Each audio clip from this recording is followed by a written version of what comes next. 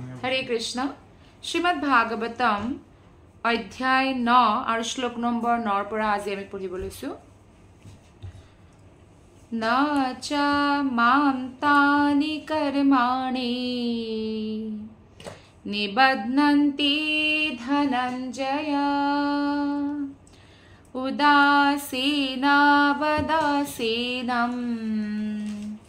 असक्तं तेषु कर्मसु न च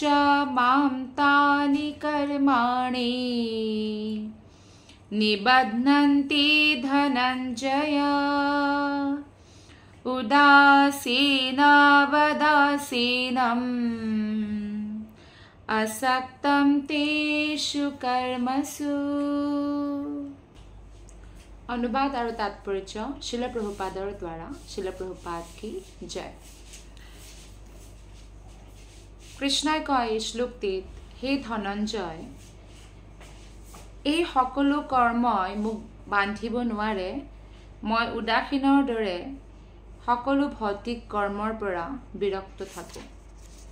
অৰ্থাৎ যিদৰে মানুহক কৰ্মই বান্ধি দিয়ে ভাল কৰ্ম কৰিলেও বন্ধনত পৰে মানুহ বেয়া কৰ্মত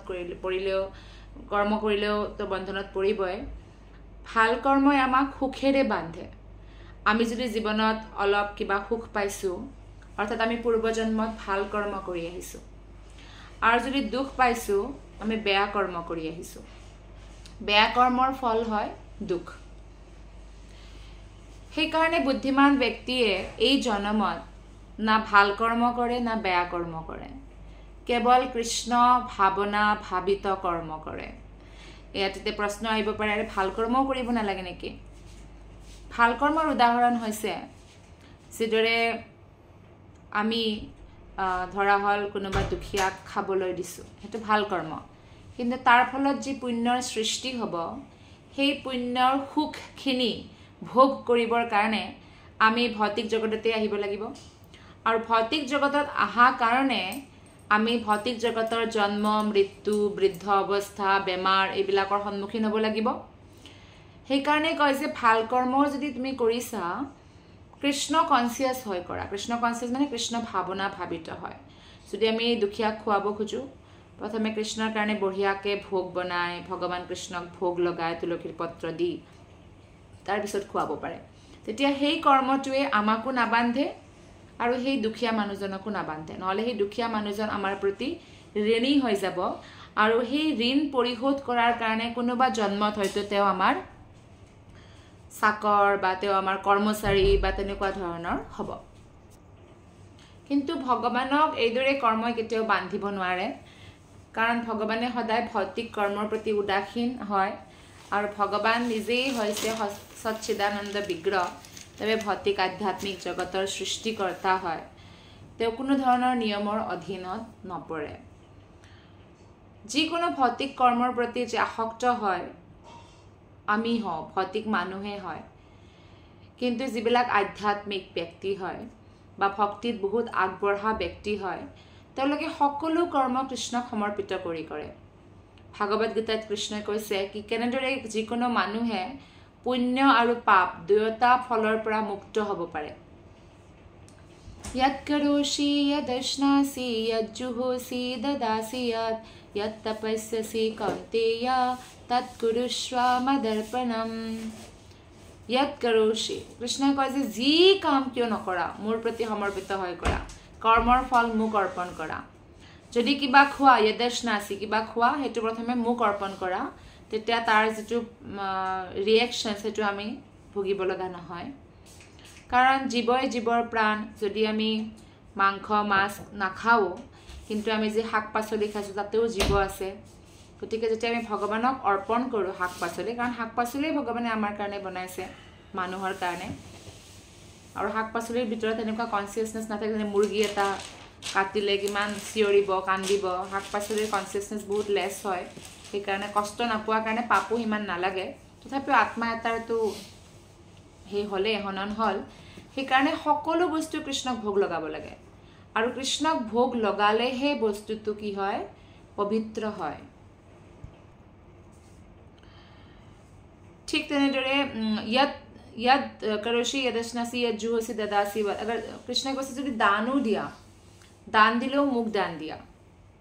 তেতিয়া কি হ'ব সেই দানটোৰ কাৰণে সেই দানটোৰ বলত আৰু আমি সেই ফলৰ বন্দী হৈ পিনে ভৌতিক সংসাৰত জন্ম ল'ব লগা নহয় কৃষ্ণক প্ৰতি সমৰ্পিত হয় কৃষ্ণৰ বিষয়ে চিন্তা কৰি আমি কৰিব লাগে সকলো কাৰ্য যদি আমি তপস্যাও কৰো ভগৱানে নিজে আদেশ দিছে ভগৱানে ডাইৰেক্ট আদেশ দিছে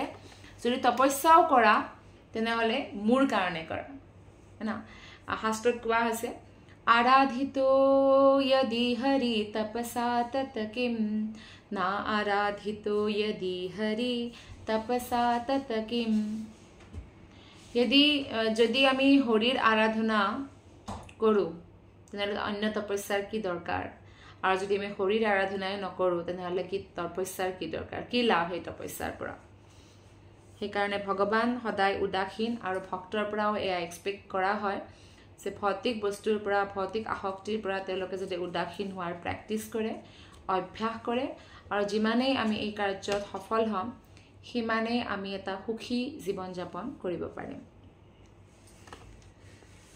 তো কিছুমানে ভাবিব পাৰে আচ্ছা ভগৱানৰ তাত একো কামেই নাই কি জানি ভগৱানৰ তাততো বহুত কাৰ্য আছে ভগৱানে গোটেই সংসাৰ চলাই আছে এইটো অৱশ্যে বেলেগ ধৰণৰ কথা যে ভগৱানে ইচ্ছা কৰিলেই সকলো কাৰ্য হৈ যায় আমি ইচ্ছা কৰিলে নহয় আমি একশনত আনিব লগা হয় ব্ৰহ্ম সংহিতাৰ 5.6 শ্লোকটিত কোৱা হৈছে 5 নম্বৰ অধ্যায়ৰ 6 নম্বৰ শ্লোকটিত आत्मा रमस्य तस्यास्ति प्रकृत्यान समागमः তেওঁ সদায় দিব্য আনন্দময় আধ্যাত্মিক কাৰ্যত ব্যস্ত থাকে ভগৱানৰ কাৰ্য হৈছে যে ভগৱানে ভক্তক আনন্দ প্ৰদান কৰে আৰু ভক্তৰ কাৰ্য হৈছে ভগৱানক আনন্দ প্ৰদান কৰা এই ধৰণৰ কাৰ্যত সদায় ভক্ত আৰু ভগৱান ব্যস্ত হৈ থাকে সেই কাৰণে আমি এয়া জানিব লাগে যে ভগৱান আসলতে ভৌতিক বস্তুৰ প্ৰতি ভৌতিক সম্পত্তি আপুনি যিমানেই অৰ্জন কৰিলে ভগৱানক এট্ৰেক্ট কৰিব নোৱাৰে আকৰ্ষিত নহয় ভগৱান কিন্তু যদি আমি আধ্যাত্মিক ভাৱনা উৎপন্ন কৰিব পাৰিছো ভগৱানৰ প্ৰতি প্ৰেম উৎপন্ন কৰিব পাৰিছো তেনেহলে ভগৱান আকৰ্ষিত হ'ব আমি ভাবো যে কেতিয়াবা আমি ভাল কাম কৰিম মানুহে আমাৰ ভাল গুণ গাব আমাৰ সমাজত নাম প্ৰতিপত্তি বাঢ়িব নহয় আজি মানুহে আপোনাৰ ভাল গুণ গাব কালি বেয়া গুণো গাব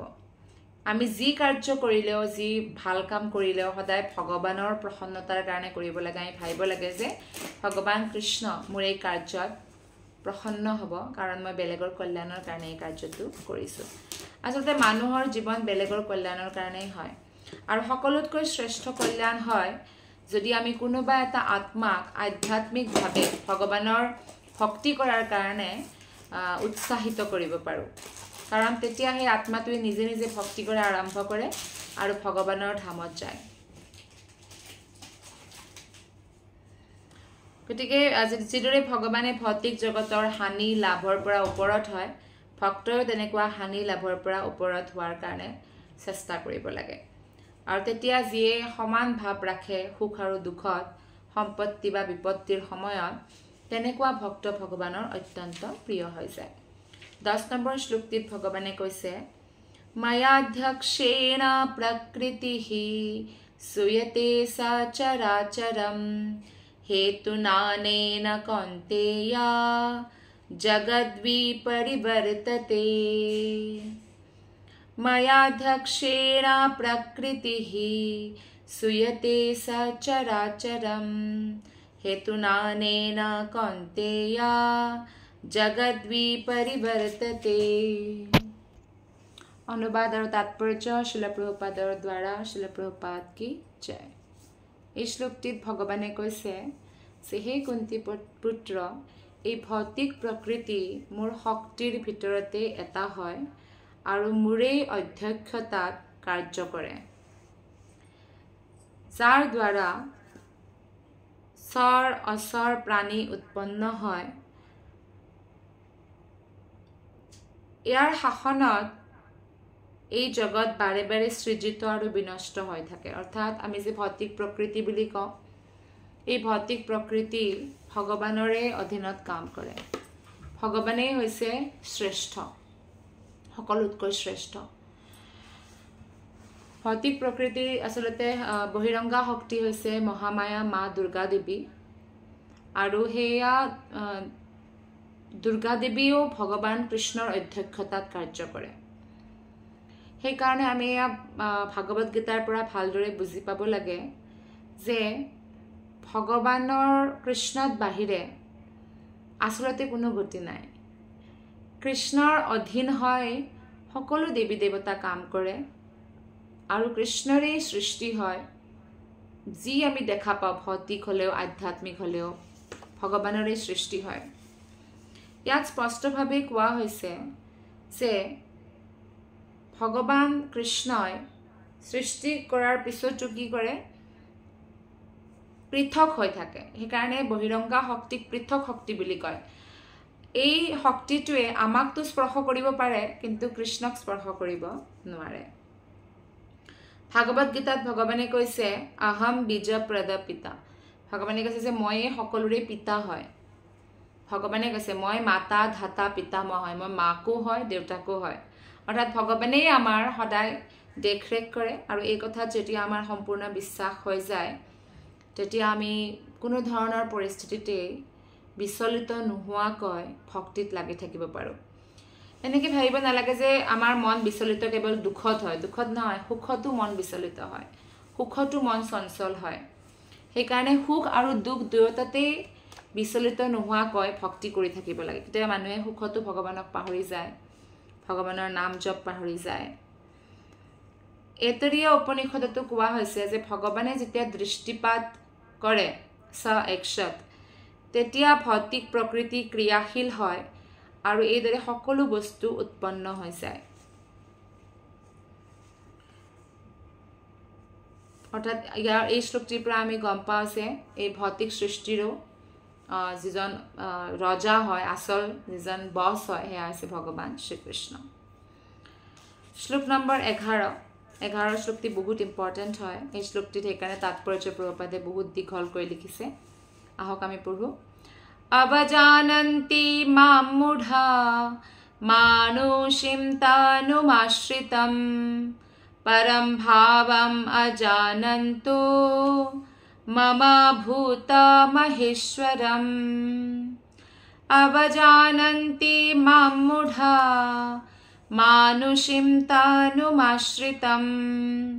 পৰম ভাৱম অজানন্তো মম ভূতমহেশ্বৰম অনুবাদ আৰু তাৎপৰ্য শিল প্ৰভুপাদৰ দ্বাৰা শিল প্ৰভুপাদ কি জয় কৃষ্ণই কয় যেতিয়া মই মনুষ্য ৰূপত অৱতৰিত হওঁ মূৰ্খ মানুহে মোৰ উপহাস কৰে তেওঁলোকে মই পৰমেশ্বৰৰ দিব্য স্বভাৱক নাজানে ভগৱানে মূঢ়া বুলি কৈছে এই শ্লোকটোত মূঢ়া মানে যিবিলাক মানুহ মূৰ্খ হয় মহামূৰ্খ হয় তেওঁলোকে কি কৰে ভগৱান যেতিয়া অৱতৰিত হয় কৃষ্ণ বা ৰাম ৰূপত কাৰণ ভগৱান মানুহৰ দৰে দেখাত মানুহৰ দৰে কাৰণ ভগৱানৰতো বহুত তেজ ইমান ইমান ব্ৰহ্মজ্যোতি বুলি কয় যে ভগৱানক আমি দেখা পাবই নোৱাৰোঁ আমাৰ চকুৰে আচলতে কিন্তু ভগৱানে আমাৰ ওপৰত দয়া কৰি এনেকুৱা এটা মানুহৰ নিচিনা ৰূপ লয় কিন্তু সেই মানুহৰ ৰূপ বুলিলে এনেকুৱা নহয় যে আমাৰ দৰে হাড্ডি আৰু মানে তেজ আৰু এইবিলাক মল মূত্ৰৰে শৰীৰটো বনোৱা হয় এনেকুৱা নহয় হয় ভগৱানৰ শৰীৰটো তথাপিও দিব্যই হৈ থাকে সম্পূৰ্ণ শাশ্বত হয় কেতিয়াও বৃদ্ধ নহয় যেতিয়া হস্তিনাপুৰৰ যুদ্ধ হৈছিল মহাভাৰত যুদ্ধ হৈছিল তেওঁ কৃষ্ণ আশীৰ বহুত ওপৰত আছিল ভগৱান কৃষ্ণ সদায় এনেকৈ যেনেকৈ 20 বছৰীয়া যুৱক এনেকুৱাই দেখাত হয় আৰু সদায় নতুন নতুন মানে ভগৱানৰ ৰূপৰ আস্বাদন হয় ভক্ত যেনেদৰে ভগৱানে যেতিয়া ৰাধাৰাণীক লগ পায় ভগৱানে ভাবে যে আজিতকৈ বেছি ৰাধাৰাণী আগতে কেতিয়াও ইমান সুন্দৰ নাছিল অৰ্থাৎ ৰাধাৰাণীৰ সুন্দৰতা সদায় বাঢ়ি থাকে কৃষ্ণৰ সুন্দৰতা সদায় বাঢ়ি থাকে গতিকে আধ্যাত্মিক জগত বহুত বেছি মানে আমাৰ কল্পনাৰো অতীত হয় বহুত বেছি বিবিধতাৰে পৰিপূৰ্ণ বহুত বেছি আস্বাদন আনন্দেৰে পৰিপূৰ্ণ হয় আৰু সেই জগতত কোনেও এনেকুৱা নহয় যে ঈৰ্ষা কৰে বা হিংসা কৰে আৰু তাত এনেকুৱা ধৰণৰ ধন অৰ্জন কৰিব লগা নহয় তাতে প্ৰেম ধন কৃষ্ণ প্ৰেম ধনেই সকলো আজি এতিয়া আমি যদি কৰবাত যাওঁ বহুত ধনৰ প্ৰয়োজন হয় তাতে সকলো ব্যক্তিয়ে নিজতকৈ বেছি বেলেগ মানুহজনক প্ৰেম কৰে নিজতকৈ বেছি বেলেগৰ ওপৰত বিশ্বাস কৰে গতিকে সেই কাৰণে এনেকুৱা এখন জগতত যোৱাৰ কাৰণে যি শাশ্বত হয় যাত কোনো কাৰো মৃত্যু নাই সকলোৱে প্ৰয়ত্ন কৰিব লাগে কিন্তু যিবিলাক মূৰ্খ মানুহ তেওঁলোকে ভাবে যে আৰে ভগৱানটো মানুহ হয় এনেকৈ ভাবে যি মানুহ বুলি ভগৱানক ভাবে সেইটো ভগৱানে কৈছে যে এনেকুৱা আৰু ভগৱানৰ বিষয়ে বেয়া বেয়াকৈ কয় তেওঁলোকক মূৰ্খ বুলি কৈছে আৰু কৈছে যে তেওঁলোকে মোৰ দিব্য স্বভাৱ নাজানে আৰু জানিবও নোৱাৰে যেতিয়ালৈকে তেওঁলোকে পাপৰ ভাৰ লৈ থাকিব যেতিয়া পাপ নষ্ট হ'ব পুণ্য কৰ্ম কৰিব পুণ্য জাগৃত হ'ব তেতিয়াহে জানিব পাৰে গতিকে এই শ্লোকটিৰ তাৎপৰ্য শ্ৰীল প্ৰভুপাদে কৈছে যে ভগৱান কৃষ্ণই যদিও আমাক মনুষ্যৰ দৰে আকাৰত দৰ্শন দিয়ে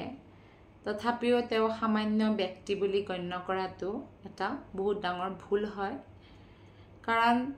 ভগৱান শ্ৰীকৃষ্ণই সমস্ত জগতৰ এই গোটেই যি বিৰাট জগত তাৰে সৃষ্টি পালন আৰু সংহাৰ কৰে আৰু ব্ৰহ্মা বিষ্ণু মহেশ ভগৱান কৃষ্ণৰে তিনিওটা গুণৰ অৱতাৰ হয় সেইকাৰণে কৃষ্ণ ইমান শক্তিশালী পুৰুষ যিয়ে এই কথাটো নাজানে আৰু নামানে তেওঁলোকক ভগৱানে মূৰ্খ বুলি ইয়াতে কৈছে শাস্ত্ৰৰ পৰা আমি প্ৰমাণ পাওঁ যে ভগৱান কৃষ্ণ ঈশ্বৰ পৰম কৃষ্ণ সচ্চিদানন্দ বিগ্ৰহ পৰম ঈশ্বৰ কৃষ্ণই হয় সকলোতকৈ শ্ৰেষ্ঠ আমাৰ যদি ভৌতিক জগতত আমি দেখা পাওঁ যে বহুত ঈশ্বৰ আছে মানুহে কয় হিন্দু ধৰ্মত ইমান ঈশ্বৰ বা ভগৱান কিয় আছে হিন্দু ধৰ্মটো একেজন ভগৱানৰ বিষয়ে কৈছে আৰু সেয়া হৈছে ভগৱান কৃষ্ণ বা নাৰায়ণ বা বিষ্ণু বা ৰাম একেজনেই হয় বাকী সকলো দেৱী দেৱতাগণ তেওঁৰ অধীনত তেওঁৰ নিৰ্দেশত কাৰ্য কৰে যেনেদৰে এজন ৰজা থাকে আৰু ৰজাৰ আণ্ডাৰত বহু কেইজন মন্ত্ৰী থাকে ঠিক তেনেদৰে গতিকে কৃষ্ণই হৈছে পৰম নিয়ন্তা মানে কণ্ট্ৰলাৰ তেওঁ সকলোকে কণ্ট্ৰোল কৰে আৰু ভগৱানে যেতিয়া অৱতৰিত হয় যেনেদৰে ৰামচন্দ্ৰই যদিও বহুত অতিমানৱীয় কাৰ্য কৰা নাই কিন্তু সেইটো তথাপিও বহুত বেলেগ ধৰণৰ কাৰ্য কৰিছে যি সাধাৰণ মানুহে কৰিব কেতিয়াও নোৱাৰে যেনেদৰে সমুদ্ৰত দলং বনোৱা আৰু সেই দলংখন এতিয়াও দলঙৰ অৱশেষ পাইছে বৈজ্ঞানিকসকলে তথাপিও বহুত মানুহে ৰামক সাধাৰণ বুলি ভাবে বা কৃষ্ণই সাগৰৰ মাজত দ্বাৰিকা ৰাজ্য স্থাপিত কৰে 16,108টা মহলত 16,108জনী ৰাণীক সদায় তেওঁৰ লগত থাকে প্ৰত্যেকজনীৰ লগত এয়া কোনো সাধাৰণ মানুহৰ কাৰ্য হ'ব নোৱাৰে গতিকে সেইকাৰণে কুৰুক্ষেত্ৰ যেতিয়া যুদ্ধত অৰ্জুনে যুদ্ধ নকৰোঁ বুলি ক'লে কৃষ্ণই তেওঁক মোটিভেট কৰে উৎসাহ প্ৰদান কৰে আৰু ভাগৱত গীতা সেই মোটিভেশ্যনেল বুক হয় আচলতে আমি যেতিয়া হাৰ মানো বা আমাৰ জীৱন সংঘৰ্ষ ভালদৰে কৰিবৰ কাৰণে কৃষ্ণৰ পৰা শক্তিপ্ৰাপ্ত নোহোৱাকৈ আমি সফল হ'ব নোৱাৰিম আচলতে কৃষ্ণই সদায় নিজৰ ভক্তৰ সহায়ক হয় অৰ্জুনক তেওঁ সহায় কৰে যাতে অৰ্জুনৰ মাধ্যমেৰে কৃষ্ণই গোটেই পৃথিৱীতে ধৰ্ম স্থাপনা কৰে ইয়াতে কোৱা হৈছে শাস্ত্ৰৰ পৰা উদ্ধৃত কৰা হৈছে সচ্চিদানন্দ ৰূপায় কৃষ্ণায় মানে মই ভগৱান শ্ৰীকৃষ্ণক প্ৰণাম কৰোঁ যি সচ্চিত আনন্দ ৰূপ হয় গোপাল তাপনী উপনিষদত কোৱা হৈছে 1 নম্বৰ অধ্যায়ৰ 1 নম্বৰ শ্লোক হয় কি ভগৱান শাশ্বত হয় এনেকুৱা নহয় যে ভগৱানে যদি গোলক ধামৰ পৰা পৃথিৱীত আহিছে তেনেহ'লে ভগৱানজন বদলি গ'ল এনেকুৱা নহয় একেজনেই একেটা ৰূপতে বহুত ঠাইত থাকিব পাৰে কৃষ্ণৰ বিষয়ে বহুত যিবিলাক ভাগৱত গীতা আৰু টীকাকাৰ হয় বা ভাগৱত গীতা যেতিয়া তেওঁলোকে লিখে তাৰ তাৎপৰ্য লিখে কিয়নো তেওঁলোকে শুদ্ধ ভক্তি কৰা নাই আৰু কৃষ্ণই ভাগৱত গীতাত কৈছে ভক্তি নকৰাকৈ মোক কোনেও জানিব নোৱাৰে সেইকাৰণে তেওঁলোকে ভগৱান কৃষ্ণক মানুহ বুলি বা এজন বিশেষ মানুহ বুলি বা বিশেষ কিছুমান গুণৰ অধিকাৰী বুলি তেনেকৈ মাত্ৰ বৰ্ণন কৰে কিন্তু মানুহ বুলিয়েই বৰ্ণন কৰে আৰু এনেকুৱা মূৰ্খ ব্যক্তিয়ে কেতিয়াও ভগৱানক ভগৱান বুলি নামানে আৰু যেতিয়ালৈকে কৃষ্ণক আমি ভগৱান বুলি স্বীকাৰ নকৰোঁ তেতিয়ালৈকে ভাগৱত গীতাৰ যি গূঢ় ৰহস্য সেই ৰহস্য আমাৰ হৃদয়ত কেতিয়াও উদ্ভাসিত নহয় বা কেতিয়াও আমাৰ ওচৰত প্ৰকাশিত নহয় তাৎপৰ্যত কোৱা হৈছে যে ভগৱান যোগেশ্বৰম হয় যিমান যোগ আছে যিমান তপস্যা আছে সকলোৰে ঈশ্বৰ হয় ভগৱান আৰু যিমান ভৌতিক মানুহ আছে তেওঁলোকৰ ভিতৰত যি বুদ্ধি বা সামৰ্থ্য সেয়াও ভগৱানেই দিছে কিয়নো ভগৱান সকলোৰে প্ৰতি সমভাৱ ৰাখে সেইকাৰণে এনেকুৱা নহয় যে আচ্ছা মোৰ তোমালোকে পূজা কৰা নাই মই তোমাক শাস্তি দিম তেনেকুৱা নহয় যদি কোনোবাই কৰ্ম কৰিছে ভগৱানে তাৰ ভাল ফলো প্ৰদান কৰে ভগৱানৰ ভক্তি কৰিলেও নকৰিলেও আৰু কিন্তু আসুৰিক মানুহবোৰ এনেকুৱা নহয় কংসই বা হিৰণ্যকশিপুই তেওঁৰ যোনে পূজা কৰা নাই মাৰি পেলাইছে এনেকুৱা হয় ভগৱান কৃষ্ণৰ ক্ষেত্ৰত নিৰাকাৰবাদী আৰু সাকাৰবাদীৰ মাজত বহুতো মতভেদ হয় নিৰাকাৰবাদীয়ে ভাবে যে ভগৱান নিৰাকাৰ আছিল এতিয়া সাকাৰ হৈ আহিছে কৃষ্ণই এই কথাটো ভাগৱত গীতাত কৈও যে এনেকৈ নিৰাকাৰবাদীয়ে ভাবে কিন্তু সেইটো এটা ভ্ৰান্ত ধাৰণা ভগৱানৰ সাকাৰ ৰূপে হৈছে সকলোতকৈ শ্ৰেষ্ঠ কিন্তু যেতিয়া আমি যজ্ঞ গুৰুৰ আণ্ডাৰত নাথাকোঁ আৰু এজন প্ৰামাণিক বৈষ্ণৱ গুৰুক গুৰু বুলি ধাৰণ নকৰোঁ তেতিয়া আমি সাকাৰবাদী ভাৱনাৰ পৰা এনেকুৱা হ'ব পাৰে যে আমি কেতিয়াবা নিৰাকাৰ ভাৱনাৰ প্ৰতি আকৰ্ষিত হওঁ এনেকুৱা হ'বও পাৰে সেইকাৰণে আমি সদায় ভক্তৰ সংগতিত থাকিব লাগে ভক্তৰ সংগতিত নাথাকিলে আমাৰ পতন হোৱাটো নিশ্চিত হয় সেইকাৰণে সদায় আমি ভক্তৰ লগত ভাগৱত চৰ্চা কৰি থাকিব লাগে ইয়াতে এটা শ্লোক উদ্ধৃত কৰা হৈছে শ্ৰীমদ ভাগৱতমৰ পৰা 1 নম্বৰ স্কন্ধৰ 1 নম্বৰ অধ্যায়ৰ 20 নম্বৰ শ্লোক কৃতৱান কিল কৰ্মাণি সহ ৰামেণ কেশৱঃ অতিমৰ্ত্যানি ভগৱান গূঢ়ঃ কপট মানুষঃ এই শ্লোকটিৰ পৰা আমি গম পাওঁ যে ভগৱান শ্ৰীকৃষ্ণই বলৰামৰ লগত খেল খেলে যেতিয়া গাই চঢ়াবলৈ যায় আৰু এইদৰে প্ৰচণ্ড ৰূপত তেওঁ বহুত অতি মানৱীয় কাৰ্য কৰে মানুহৰ ৰূপত ভগৱানৰ প্ৰাকট্য যেতিয়া মানুহ মানে ভগৱান যেতিয়া এনেকুৱা লাগে যে মানুহ হৈ আহিছে তেতিয়া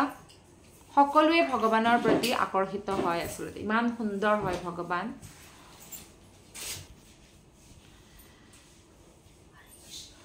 তো ভগৱান ইমান মানে আচলতে ভগৱান বহুত দয়ালু হয় আৰু ভগৱানে যেতিয়া মানুহ ৰূপত আহে তেওঁৰ সুন্দৰ ৰূপ দেখি সকলো আকৰ্ষিত হয় আকৰ্ষিত হ'লেই তেওঁৰ উদ্ধাৰ হৈ যায় আচলতে যেতিয়া কুৰুক্ষেত্ৰৰ যুদ্ধত কৃষ্ণই যেতিয়া অৰ্জুনৰ সাৰথি হৈছিল তেতিয়া কৃষ্ণৰ ৰূপ দেখা পাই দুৰ্যোধনৰ পক্ষৰ যি সেনা তেওঁলোকে একদম কৃষ্ণৰ গুণগান কৰা আৰম্ভ কৰে যে কিমান ধুনীয়া হয় কেনেকুৱা চকু হয় কেনেকুৱা ভগৱানে আজি বস্ত্ৰ ধাৰণ কৰি আহিছে আৰু এই ভগৱানৰ প্ৰতি ভালপোৱাৰ সৃষ্টি কৰাৰ কাৰণে মনৰ ভিতৰত তেওঁলোকৰ কি হয় উদ্ধাৰ হৈ যায় ৰণত যেতিয়া তেওঁৰ মৃত্যু হয় তেওঁ বৈকুণ্ঠ জগতত যায় আৰু যেতিয়া কৃষ্ণৰ বয়সৰ যিবিলাক গোপী হয় তেওঁলোকে কৃষ্ণৰ প্ৰতি আকৰ্ষিত হয় যে ভাবে যে মোৰ যদি তেওঁ পতি হয় মোৰ যদি তেওঁৰ প্ৰেমী হয় মাধুৰ্য ৰসৰ আস্বাদন কৰিব খোজে ৰুক্মিণীয়ে যেতিয়া ৰুক্মিণীটো কেতিয়াও কৃষ্ণক দেখাই নাছিল কিন্তু তেওঁৰ পিতা হৈছে বিদৰ্ভৰ ৰজা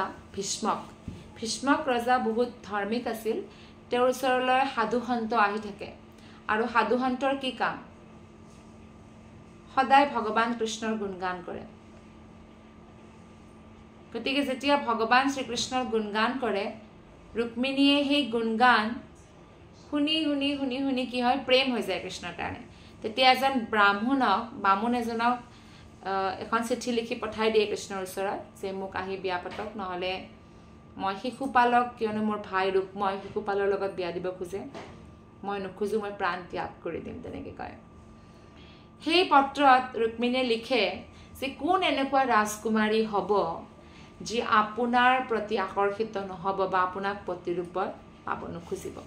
সকলোৱে পাব খুজিছে। ভগৱান শ্ৰীকৃষ্ণ যেতিয়া ইয়াত আছিল, সকলোবোৰ মাতৃ বয়সৰ যিবিলাক আছিল সকলোৱে তেওঁক পুত্ৰ ৰূপত পাব বিচাৰিছিল, আৰু কৃষ্ণৰ বয়সৰ যি আছিল তেওঁলোকে কৃষ্ণক প্ৰতিৰূপত পাব বিচাৰিছিল। আৰু যিসকল বন্ধুৰ মানে যেনেকৈ সখাবিলাকে সদায় কৃষ্ণৰ লগত বন্ধুত্ব কৰিব খুজিছিল, ভক্তসকলে তেনেকুৱা ধৰণৰ ভাৱনা ধাৰণ কৰিছিল। যেতিয়া ভগৱানৰ জন্ম হৈছিল সেয়াও বহুত দিব্য হয়। ভগৱানে 4 হাতেৰে জন্ম হৈছিল বিষ্ণু ৰূপত। তেতিয়া দৈৱকী বাসুদেৱে তেওঁক প্ৰাৰ্থনা কৰে যে সামান্য শিশু হৈ যায় যেন আপুনি। বভুৱ প্ৰাকৃত শিশুহু ভাগৱতত কোৱা হৈছে। তেতিয়া ভগৱান শিশুৰ দৰে ব্যৱহাৰ কৰে আৰু শিশু হৈ যায় আৰু কয় যে মোক যশোদা মাৰ তাত থৈ আহা, আৰু যশোদা মাৰ তাত যিজনী ছোৱালী আছে সেইজনী ছোৱালী তোমালোকে লৈ আহা। এইদৰে ভগৱানে নিজৰ ভৱিষ্যতে কৰিব লগা সকলো লীলা খেলাৰ সকলো নিয়ন্ত্ৰণ সৰুকালৰ পৰাই, জন্ম হোৱাৰ লগে লগে কোন বাচ্চাই কথা পাতিব পাৰে? নোৱাৰে। কিন্তু ভগৱানে সকলো বস্ত্ৰ অলংকাৰ পিন্ধি জন্ম লৈছিলে।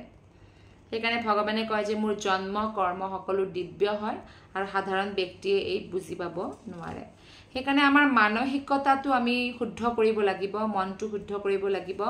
আৰু হৰে কৃষ্ণ মহামন্ত্ৰৰ 16 মালা কমচে কম ডেইলি জপ কৰিব লাগিব। নহ'লে আমি এই যে ৰস আস্বাদন ভগৱান শ্ৰীকৃষ্ণৰ লীলাৰ সেয়া কৰিব নোৱাৰিম। কাৰণ যিমান সোনকালে আমি হৰিনামৰ দ্বাৰা শুদ্ধ হ'ব পাৰোঁ, আন কোনো উপায়েৰে আমি ইমান সোনকালে শুদ্ধ হ'ব নোৱাৰোঁ। গতিকে আজিৰ যি শ্লোক আছিল, আমি তাৰ সাৰাংশ এয়াই বুজি পালোঁ যে ভগৱান শ্ৰীকৃষ্ণ দিব্য হয়। তেওঁৰ শৰীৰ মানুহৰ দৰে দেখাত যেন লাগিলেও যেতিয়া তেওঁ এই পৃথিৱীত আহে, তথাপিও সেই দিব্য সনাতন পুৰুষেই হৈ থাকে। তেওঁ কেতিয়াও বৃদ্ধ নহয়, তেওঁৰ কেতিয়াও মৃত্যু নহয়। আৰু কিন্তু মূৰ্খসকলে ভগৱানৰ সমালোচনা কৰে, মানুহ বুলি ভাবে, আৰু ভগৱানে তেনেকুৱা ব্যক্তিক মূৰ্খ বুলি কৈছে। আৰু যি আধ্যাত্মিক জ্ঞান প্ৰাপ্ত কৰিছে তেওঁলোকক ভগৱানে বুদ্ধিমান বুলি কৈছে। আপোনালোকক বহুত বহুত ধন্যবাদ। হৰে কৃষ্ণ।